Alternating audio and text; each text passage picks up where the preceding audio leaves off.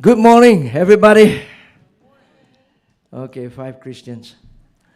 Good morning. All right. It's Mother's Day. Come on, are you not happy for your mothers? Okay. I want to thank God today that we have a special speaker to minister to us. And we have had her handsome husband 2-3 weeks ago, yeah, and is Pastor Rob Nyhuis. And today we have the better half here. So she has offered her her kindness to come and minister to us. She's the pastor of these Southeastern Church Center, something like that. Yeah, Southeastern. And also, she is a National Children's Director under CRC. And it's my joy to have her, not only a mother, but a very experienced minister of the Word of God to minister to us. So prepare our hearts and open our hearts to the Lord as she comes and ministers. Let's put our hands and welcome Pastor Anna Nyhuis. Amen.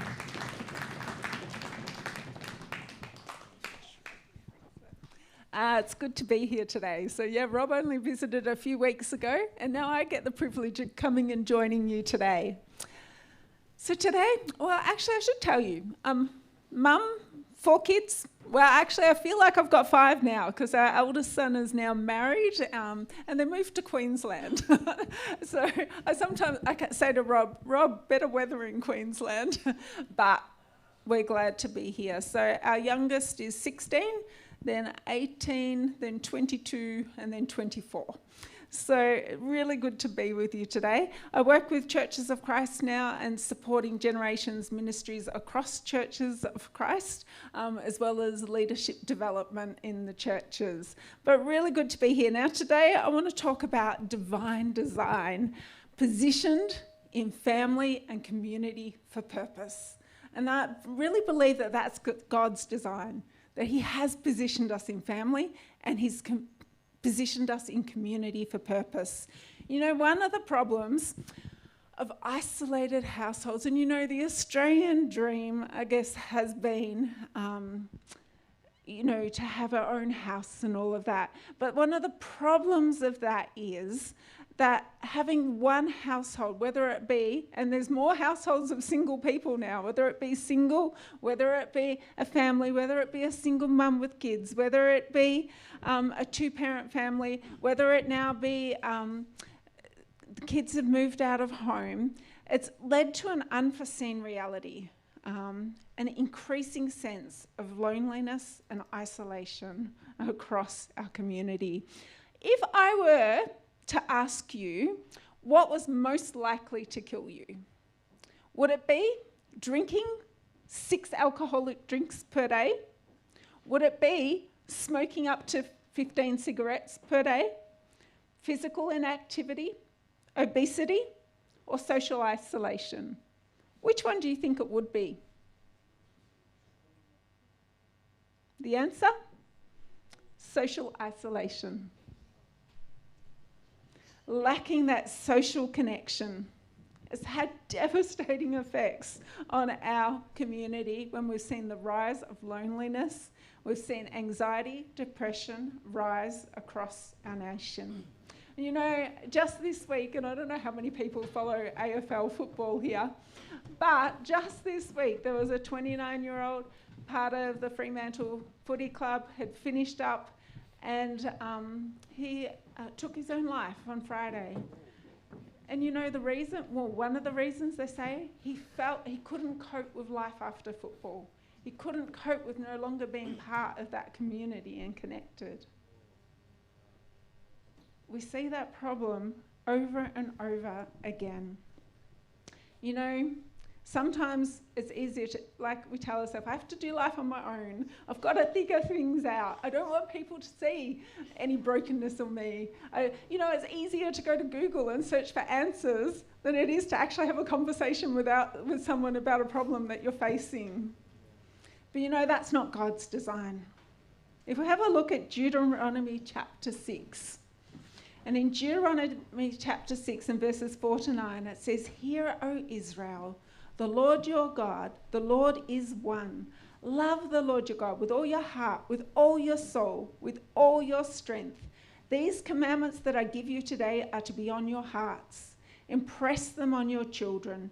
Talk about them when you sit at home, when you walk along the road, when you lie down, and when you get up. Tie them as symbols on your hands and bind them on your foreheads. Write them on the door frames of your houses and on your gates." The commandment that Moses gave to the people was to be always talked about. God was to be always talked about, whether you were at home, when you are out, when you're lying down, when you're getting up. It was to be marked on your bodies. It was to be on the doorposts of your home. And when it says the gates, it's thought to be the gates of the city, not the gates of your house. I think sometimes we just imagine that as all just, one little contained house, but it wasn't. It was to be on the gates of the city as well. So everywhere and all of the time. So where has God positioned us? He's positioned us in family. We all have a different position in family. For some of us, we're the kids. For some of us, we're now the parents as well as being a child to someone else. We might be an aunt, an uncle, a sibling, a cousin. And our families, they get way more complex than that now too, don't they? But let's focus on parents initially. And some of us already know this from experience. Parenting is the easiest thing in the world to have an opinion about, but it's the hardest thing in the world to do. And as a parent, you can have significant influence in the life of your child. It's a place that cannot be replicated or replaced. It's one of the reasons that he's placed us in family, because that's where personal and faith formation happens best. Why? I think it's because of that personal connection. You've got a longer and stronger connection with people that you're living with who see you, the ups and downs, the what's and all, as you saw in the video. They see it. And that's why you have the most influence. You're the one who eats meals together. You travel in the car together. And if you're anything like our family who did rec basketball, you spent a lot of time in the car doing journeys with them. You put them to bed. You're the only ones that are present for all of those times. And so what they need more, what our children most need, is to see you living out your faith in the everyday. They don't actually need you, preaching a message at the dinner table. They need to see how you live out your faith, what that looks like in the real world. In the good times, in the rough times, in the ordinary everyday, that's what they most need to see. Because you're the ones who can chat with them about the things that are facing. Imagine at a dinner table and you're talking about what maybe one of your kids says to you, "I'm having a really hard time with friends at school." Other people don't necessarily get a window into that, but by having that conversation, it might seem like just a normal everyday conversation, but you can have an incredible impact in the life of your child by helping them to unpack that. You can talk about, even a question as simple, do you think Jesus had trouble with friends? Where do you think that could have happened? By asking those sorts of questions and getting them to think about how it relates. For a simple example, Jesus in the Garden of Gethsemane, he's going through a terrible time and he says to his friends, "Please pray with me." What did they do? They fell asleep. Friends let them down. That's an example in the Bible that we can just have a real honest conversation around a dinner table. And you don't need anything prepared. It's just simply asking questions and seeing where they're at. Because you get to do that. You get the window into their lives that not everyone gets the window into. So I guess it's a gift of proximity, of being positioned close to each other, that you get to have those conversations and you get to have, I guess, a deep conversation that no one else can have. You can think about, as parents, when's the time you faced that? Maybe you can share how God helped you through that. Now, please don't preach to them and suddenly, they tell you about something they're struggling in, then you next talk for the next 10 minutes. They really don't need that. They need you listening, but they also need to see how God's worked in your life too. And so you can give them real examples and you can point to the Bible. I think it's important that we learn to ask our kids a lot more questions than just telling them things. It's really easy to get into the mode in the family of do this, do that, I want you to do, that sort of mode. But sometimes we just need to sit and just to listen, to ask them questions, to find out what they're really thinking. And doubt is okay. It's okay for them to express what they're feeling. It's okay for them to say what they're struggling with. In fact, I'd much rather hear their struggles than for them to have that and never have anyone to talk it over with. Because we can still then talk to them, point to Jesus, show them where he can come alongside. Never be afraid of their questions. We have a privilege to be there for it. There's this saying by Robert Fulghum, and he says, "Don't worry that children never listen to you. Worry that they are always watching you." They get to watch us, how we live out our faith and how we do that. You think Orange did some research a few years ago, and they looked at the combined influence of the home and the church. And they worked out, and I always say this wrong, so I'm going to try and say this right. They worked out that on average, a child spent 3,000 hours a year with their parent.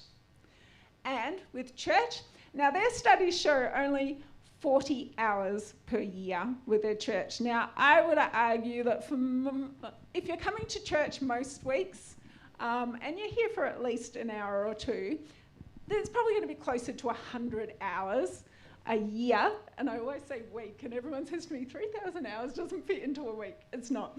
3,000 hours a year. Now, I thought, surely not. As a parent, surely I don't have that many opportunities. What about the time they're at school? And what about the time they're sleeping? I did the maths and then realised they've already excluded the hours of school and sleeping. So where is the most influence going to happen? At the home.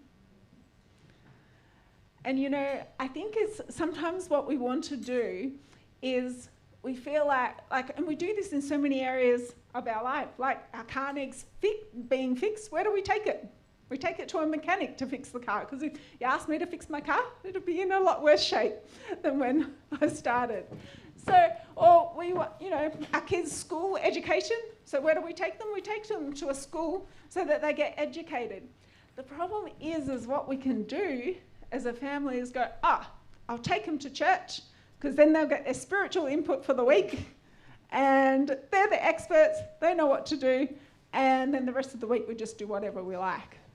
The problem is that because we spend the time that they spend in church is so little really compared to what they see in the family, the biggest influence is going to be the family.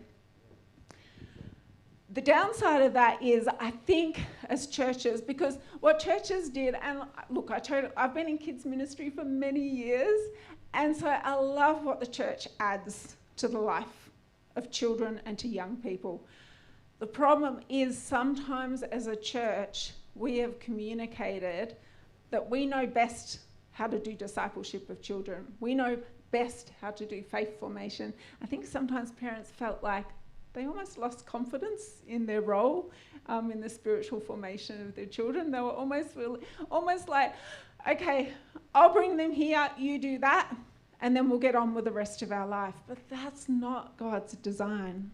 God's design is that we're in family, and that he wants, in family, that's where faith is going to be formed and where it's going to be shaped most effectively.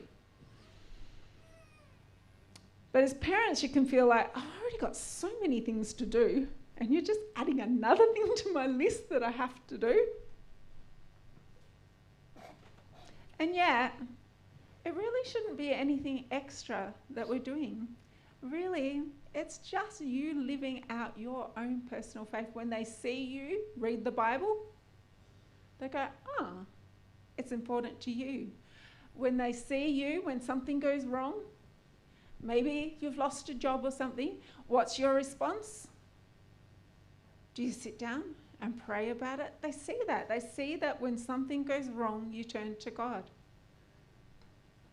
That's as simply as it happens. That example, I love that example of why you still take the offering bags around, because you're modelling to children, actually, not all the money we receive is just for me to use how I like. I'm putting God first, and I'm going to take a portion, and I'm going to say thank you to God, and I'm going to give it. It's just another way that you're already building and forming faith. Simple things. So don't feel like, oh no, each night now I have to sit at a table and prepare devotions, and I have to, do all of these extra things. No, it's just simply living out your faith in the day-to-day and them seeing that. We could look at this and we could say, well, why do we need church? Obviously, most of the faith formation happens in the home. So, oh well, let's all go home. It happens there. And yet, again, part of the problem of that is it reinforces that idea of my life, my children, my responsibility, and I guess almost increases that sense of isolation, that we have to do this on our own. But again, that's not what God intended. So yes, he did put us in family, but he also positioned us in community. So if we go back to Deuteronomy 6, it wasn't just about the home. Remember, it was the gates of the city. It was the whole community. Daphne Kirk is an Old Testament scholar, and she says that when God set his people, Israel, in order, he placed each individual within a family, each family within a tribe, each tribe within the nation. No generation excluded, no child left out, no person put aside. Everybody, each tribe with the components of family, they were community. So Deuteronomy 6 was never intended to convey that it was just one family unit, one nuclear family having to do everything. It's meant to convey that you are part of a whole community, that you are doing this together alongside each other.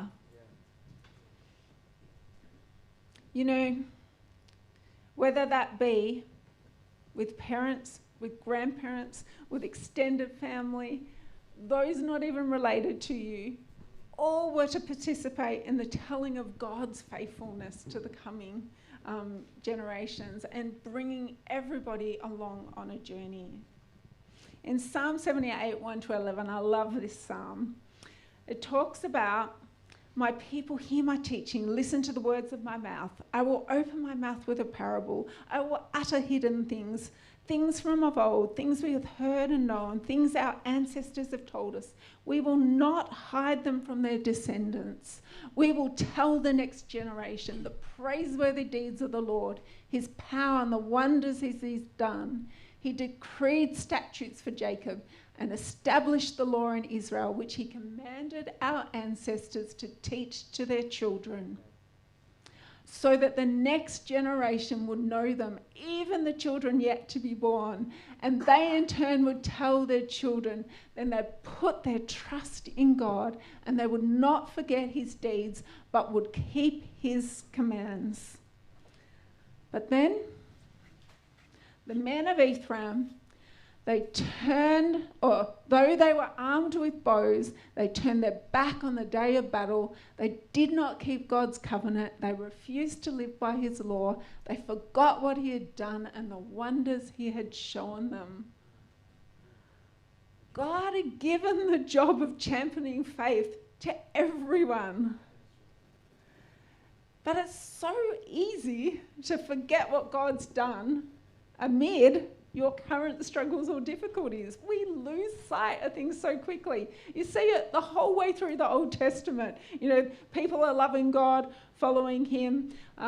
Then they start to do their own thing. They turn their back on God. They get into trouble. And then they cry out to God. God rescues them. Then what happens? Life goes on. They start to forget about what God's done, turn their back on God. And that cycle just keeps going on. And we can look at it and go, how? But you know what? It's so easy for us to do that too, to get so caught in the midst of just the everyday life things that we forget. And it's not until we hit trouble that we suddenly go, oh, God, help! So the job, he said. Now, you think about it. Think about the Israelite people. Think about the incredible things they saw. Like, all right, if we go back, think about Pharaoh and their slaves in Egypt. Then Moses comes in, and remember all the plagues and the signs that God gave to Pharaoh so that, and Moses said, let my people go. And there was just like 10 in a row of things that God had done. What about they get to the Red Sea and it suddenly parts so that the Israelite people, all of them can walk through to the other side, and then it closes so that the armies of Egypt can't follow them. What about that? What about God leading them by a burning fire at night, leading them by cloud during the day?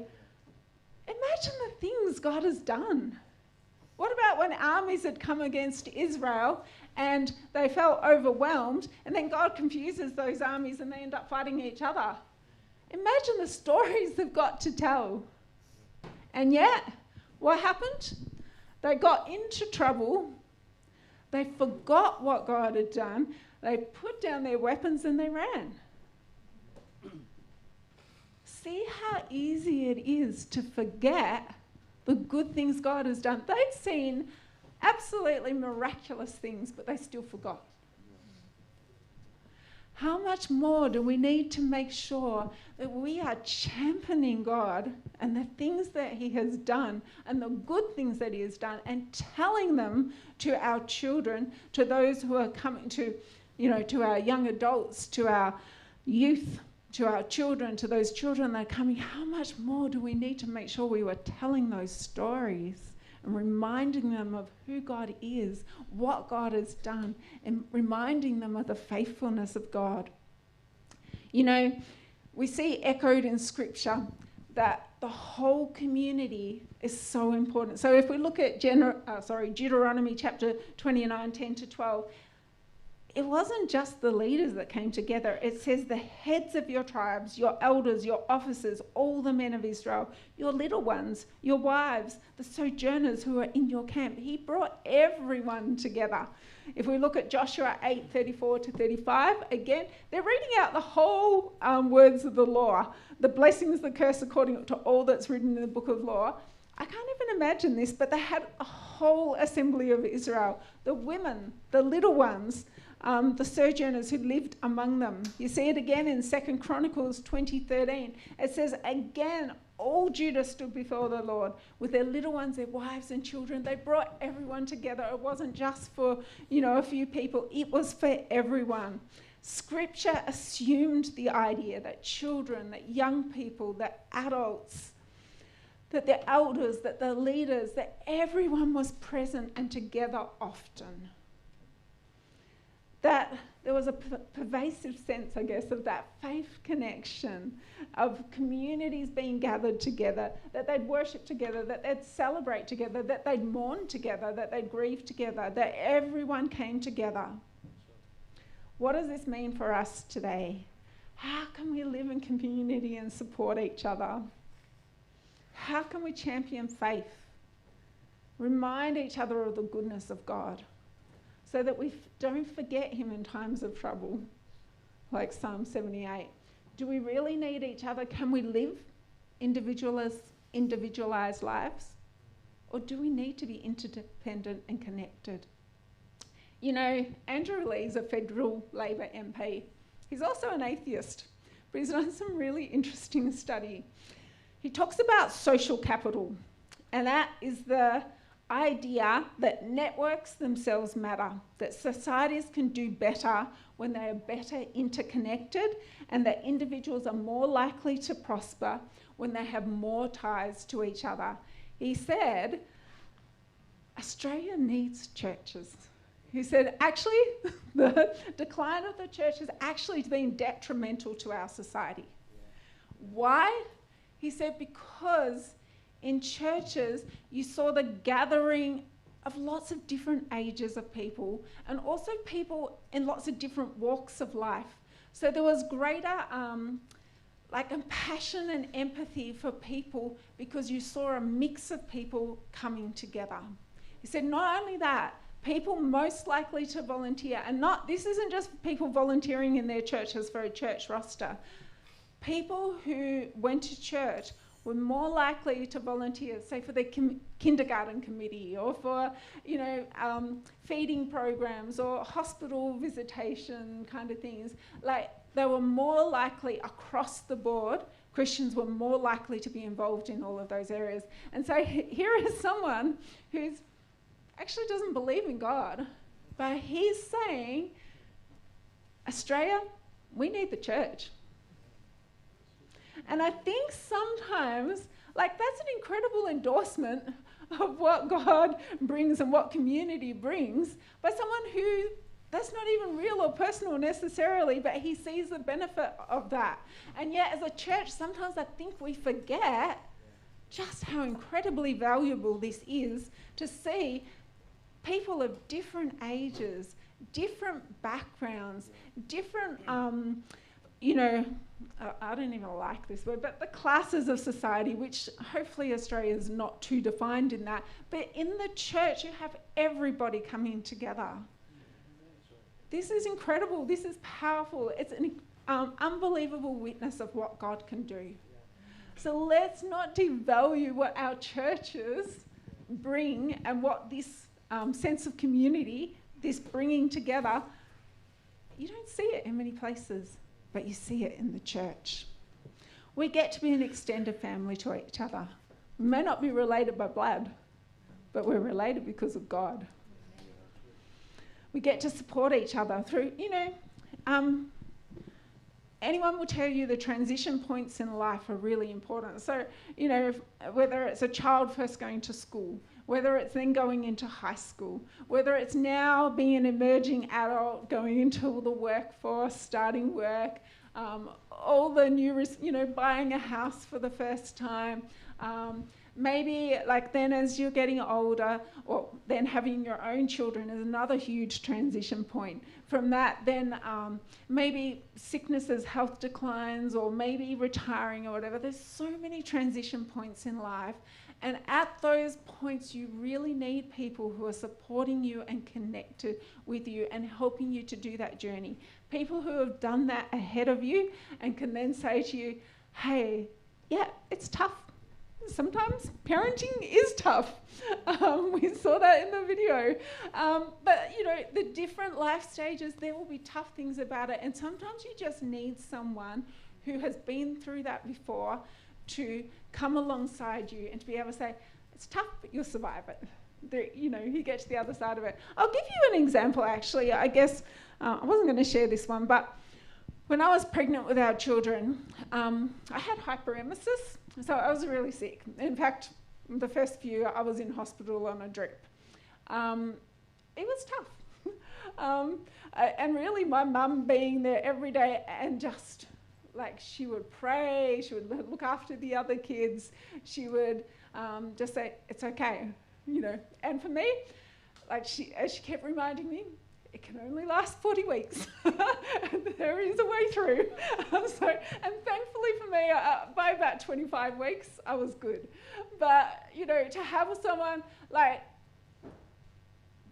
you could just focus in on yourself and how bad this is, but to have someone come in and say, it's okay, we can do this. We'll do this together. We'll get through. A few years later, I had someone come to me and say, could you please come and talk to my wife? And I said, what's up? He said, we've been on IVF for 10 years. She's pregnant. She was pregnant with twins. We lost one of them. But she wants to terminate because she's so sick that the doctor has told her for the sake of her mental health she should terminate the pregnancy. He said, can you please come and talk to her? Anyway, I came in and talked to her, and I think because I'd been through it, I was able to sit with her and just say, yeah, it's tough. Yep, it's hard. Yep, it seems like no end in sight, but there is an end in sight. You can get through this.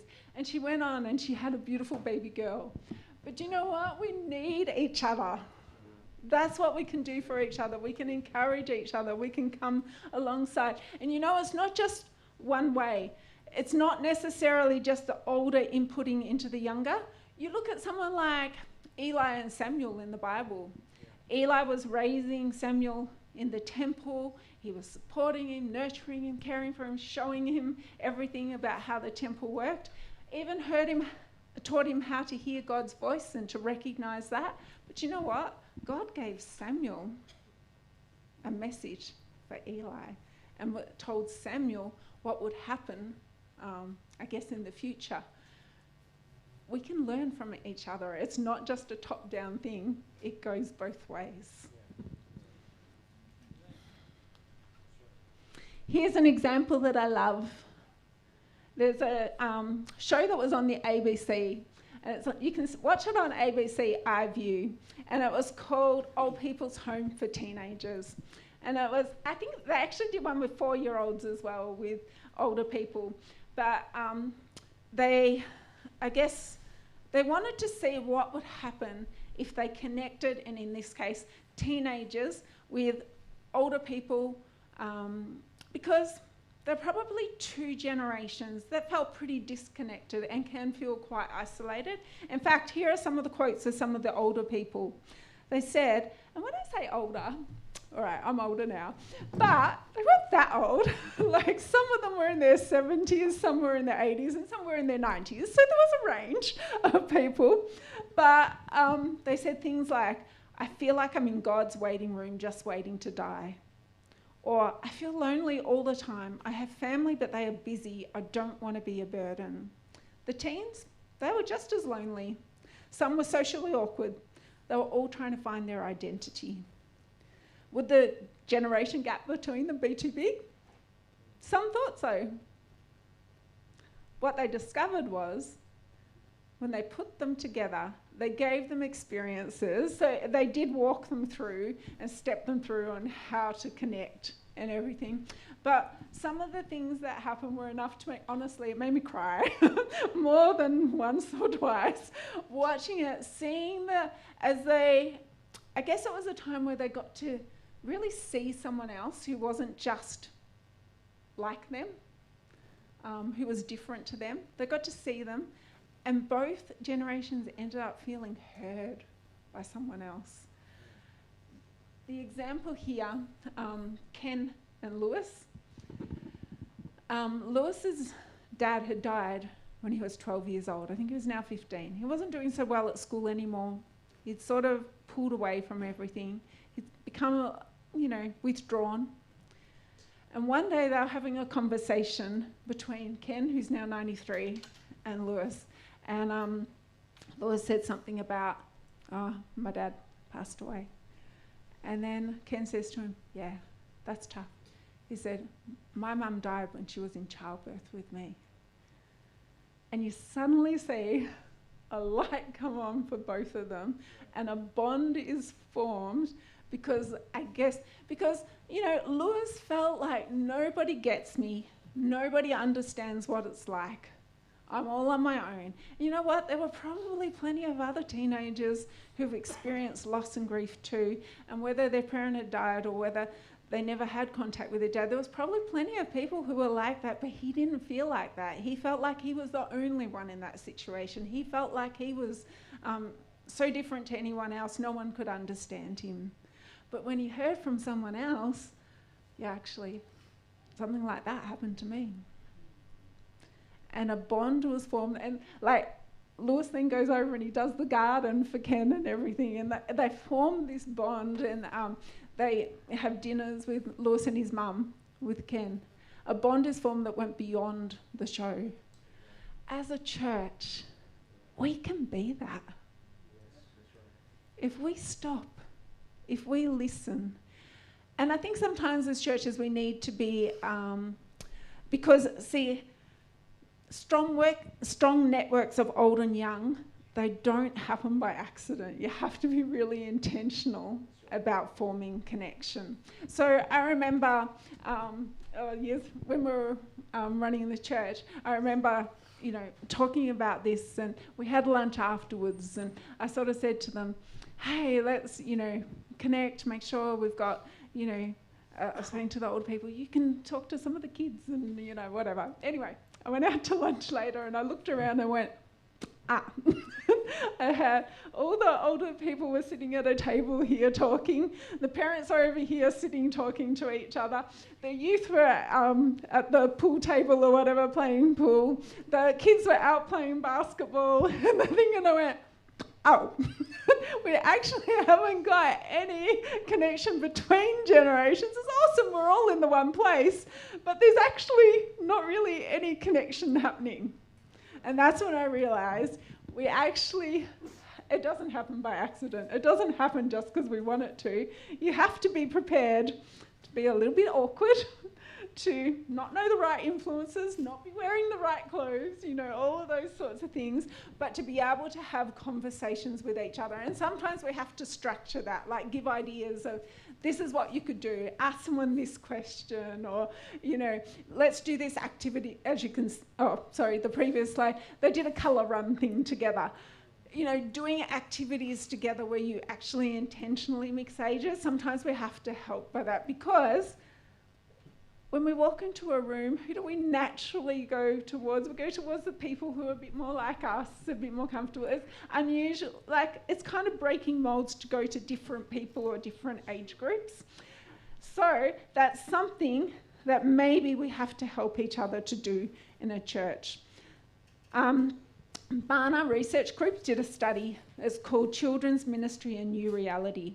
And in that study, they found that children who are 5 to 14 years of age, if they were connected in a meaningful way to another adult in a church, they were far more likely to... Now, I know that writing's going to be small, so you probably can't actually read that. But they were far more likely to integrate their relationship with God into their everyday life. They were far more likely. So the child who has a meaningful adult relationship... that's the first one. They integrate the biblical principles into their lives. Look at the difference. 64% will integrate that into their lives rather than 24% if they don't have. So this is where it's not just parents' job.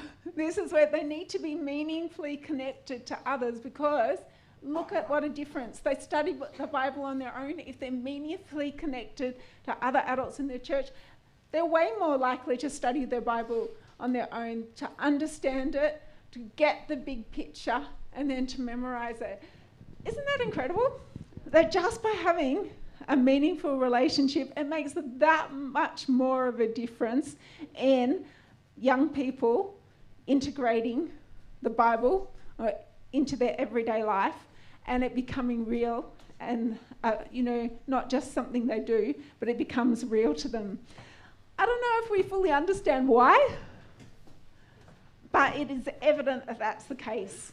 And in fact, Sticky Faith will tell you that for a young person to transition to an adult faith, to have a real personal faith themselves, they need to be connected to 5 other adults within the life of the church. Now, it can't just be, because some people go, yeah, they are, the youth leaders, the kids leaders. That wasn't as impacting, because I think the reason why is because for kids, they're used to people having to look after them. So if you put them into a kids ministry program, well, someone has to look after me, so that doesn't mean as much as when people, when they don't have to, deliberately connect with them. So 5 was the number. Now, I need to just say, we need to do this in being aware of safe practices within churches. So I am not suggesting that you now find a 6-year-old and take them out on your own. I'm not suggesting that. But what I am saying, you are a community. You're together. You have lunch together. instead of just talking to the people that you know well, are comfortable with, how about getting to know some of the kids, some of the young people, some of the older people, people who you wouldn't necessarily relate to? Start getting to know them, ask them questions, find out about their life. Pray for them during the week. If there's something that you know is going on, pray for them during the week. Come back to them and check, how'd you go with that? You had exams? How was it? You know, find ways that in a safe place like this, where other people are around, so please don't take them off on your own or those sorts of things, but be connected in community, take an interest, get to know them, remember what they've told you. If you know they're really interested in something, some of what our team used to do, go and watch their basketball game with a group of people, sit with their parents, watch a basketball game or watch a dance concert or something. Get invested in the lives of each other and get connected to each other, because as you do that, it has such an impact on them integrating faith into their everyday life. If you're a parent, who are the 5 in the life of your child? Can you think of 5 people that they're connected to that can help them to do that faith formation and engage? Who could you be one of the 5 for? Who could you start to connect with, build relationship with? Share stories. Be real. You know, the perfect parent, the sad part of that is, it's not like, I don't know, I think we all find it hard to be really honest with how we're going. It's okay sometimes to say, actually, it's been a disaster. You know, this happened. People can't come alongside you if they don't know what's going on in your world. If you always present the, life's perfect, everything's going well, got it all under control, you can't build relationship, you can't come alongside. It just reinforces that sense of isolation. Now, I'm not saying you tell everybody everything. Choose wisely. But give people a glimpse of what's really going on in your world so that you can come alongside each other and support each other. In Psalm 145, verse 4, it says, "One generation shall commend your works to another and shall declare your mighty acts." You know, God's design, He positioned us in family, He positioned us in community, because we're never meant to do this alone. How can you tell others the mighty works of God? How can you remind them of the good things that God is doing? I just want you to take a moment just to think.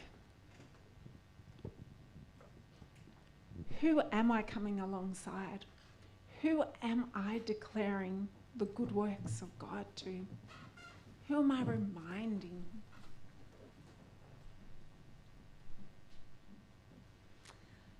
Just close your eyes for a second. Just maybe ask God, who are some of the people that you want me to come alongside?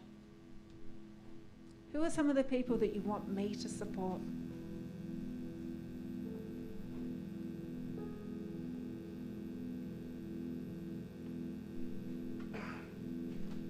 And how can I be intentional in doing this for the others?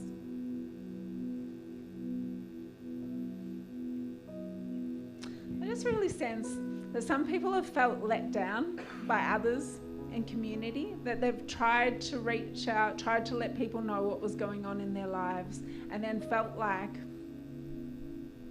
nothing happened or they didn't really get it. Lord, I just pray for those that have felt hurt in community, who have felt disappointed, who have felt let down. Lord, I just pray that you start to heal those wounds, that you make them whole again, that rather than hiding or trying to look good or trying to perform or do what they're supposed to do, Lord, I just pray that they could be real, that they could be honest, they could take a risk again.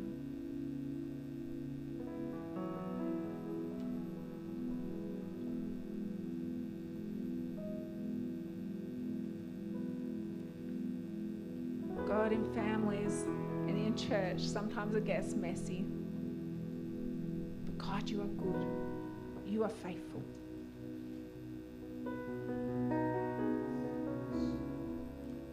Lord, minister to those who are hurting. May faith arise again. May hope arise again. Thank you, Lord, that you do. You position us in family.